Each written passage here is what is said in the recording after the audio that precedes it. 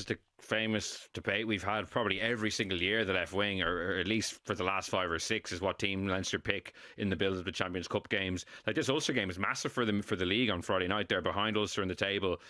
For me, a big takeaway from the weekend is that this team have to keep playing. They need more time on the pitch together. They need to build that cohesion and kind of iron out those little bit of inaccuracies. And what I'm hearing is, he might play half the team this week and half the team next week and then pick them again. For me, that's just a bad idea. I don't think they're ever going to get that performance they're looking for and that we're talking that they might get with that strategy. But it seems to be the way he always picks his team, or for the predominantly, it seems to be we actually went through it earlier, a paint by numbers approach. That, like, we already know what team he might pick for the last league game, and it's not for 5 matches. Like, well, there is an IRFU restriction in place. So the players who played in the Six Nations, there's a cap on how many games they can play across the season. So they have to manage Dan Sheehan, Jemison Gibson Park, and players like that. Anyway, like, they'll have to miss one of these games. Like, and no one plays 4 games in a row. They've Benetton the following week, and then, like, you would suspect they might rest players that week, but, like, they need to win that game as well. They need to win all their games from here on. And I get it's a 6-day turnaround to Ulster. I understand that, but this is arguably the key league fixture they have left. Look, I asked Blindell about it, and he said they will go with, it's not going to be a full rotation. I suspect the bench will come into the team. I suspect that players like Sheehan and Gibson Park, who are so fundamentally important, maybe even Harry Byrne might come out of the team because they either want to get Sam Prendergast minutes on the pitch, or even, I think it's really important that Frawley plays a bit of 10 in the next couple of weeks. 100%. I was going to say that's more important than getting Prendergast time. I think Harry Byrne still needs his time. Like, Harry Byrne has barely played. But Frawley, they've got to get Frawley some proper time. If Byrne goes down 5 minutes into the Toulon game, you've got Frawley playing 75 minutes in a position he's barely played all season. I think that's really important. So whether he starts this week or next week, I think he should get a chunk of time there. I'd say it'll be pretty strong. I won't be everyone, but I think it'll be pretty strong. And, like, if you're taking out Sheehan and putting in Ronan Kelleher, like, scrum half, there is a drop off to Luke McGrath. Great servant that he is, but if you take Gibson Park out of that team, it's a more difficult challenge. But they could surprise us. I mean, I looked at the training pictures earlier. Nearly everyone's there. Baird's out injured. Van der Fleer's a doubt. I'd say Doris could come back this week because he missed out with a concussion last week. Anyone I'd say with a niggle or who's managing something will probably miss out. Keenan needs games. I'd say he'll keep going. Osborne needs time in the saddle at 12. I'd say he'll keep going. Ringrose was carrying something in the Six Nations. I'd say it's case by case, and they'll have to do a bit of mix and matching. Go, guys. This cap thing, I think, is madness. I think it's madness. Like, I did what I don't understand. Like, why can't you just take them off their feet for training? Like, just do really, really light training. That's what we used to do at the end of the season.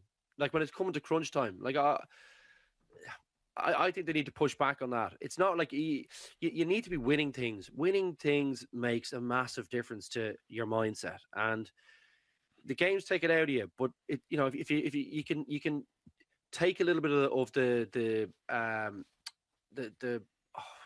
load out by just not training. Don't train the big guys. Do you know what I mean? I really don't like this. I really, really don't like it. I think there's a reason why, a lot of the teams are not playing that well together. It's because they keep pulling guys out at key moments, around Christmas time as well. And I have a feeling that might be why we're not starting as well in the competition, is because guys haven't had that kind of grind or graft through the Christmas period games. Sorry, just thought I'd interject on that. I've been feeling this way for a long time. Like, this is the time of the season you should be pushing back and saying, I want to play. I don't want to be sitting on the bloody bench.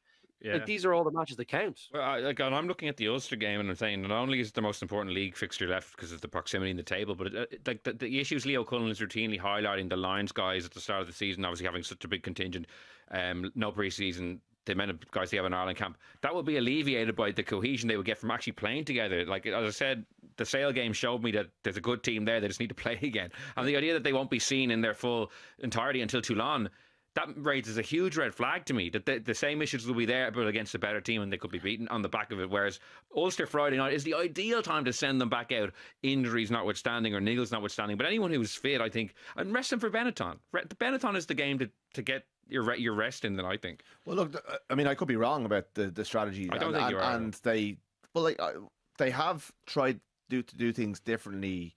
Certainly this year, I I'm trying to remember last year. I think they didn't. They definitely played more between the quarterfinal and semi-final last year. But they've tried, I think, to implement some lessons from the defeats of the past when they used to, like, there was years where they completely wrapped the players up in cotton wool. So maybe he'll roll them out again. I'd be surprised. And look, I would like to see them go again personally. I'm just trying to give what I think is actually happening. No, I think you're probably right, Roods. I'm sorry, I'm not saying. I think we're all saying the same thing, aren't we? We'd probably like to see them go again, but I think probably not going to happen. There were years where they wouldn't play between. So the players, the frontliners would play last 16 quarters, no game, semi-final, no game, Champions Cup final. I do think the time on the training field, I think, Luke, your team was in a much better place and much New Year stuff at this stage of the season, whereas this team, I mean, we started off by listing out about 5 areas that they need massive improvements if they're going to win the tournament. Like, the only way they can improve is by training and playing. So I don't think they can ramp off training just yet. Maybe in a couple of weeks before a final. They're in a tricky spot. Like, they've got a lot to fix, and that's partly going to be on the training field. So, like, they are chasing, and they've been chasing all season, and they're getting closer, but there's still a long way. If you think the level is that game that we started talking about at the start, they're so far off that. I'd probably more be talking about, like, not completely not training Roods, but just like you can do 30-minute blasts. So what we used to do is you used to kind of do a split. So you do more video work, you do more walking. You know, so you go in, you'd walk all the moves so that everyone really knows where they are. You kind of pick it apart, so everyone really knows it. And then the pitch sessions would be way shorter. Do you know, kind of way? So you might do a little bit of stuff that you want to work on. So, you know, for example, Ioane needs to work on his high balls, so he could do 10 minutes there at the end of the session, but 30 minutes of just together, really short, sharp, really accurate. Get the people, 10 minutes at the end to work on whatever you need to work on. Get everyone out of there. And that was kind of the way. So you still get that kind of cohesion. You're still thinking about it together. You're still running through moves together. You're still, understanding people's body shapes, getting the timing off different people who you haven't played or come back from injuries, things like that. You do get all that. It's not about doing your usual hour and 15 slog on a Tuesday, that kind of way. That's more what I'm getting at, is that you just switch up the composition of the trainings more towards a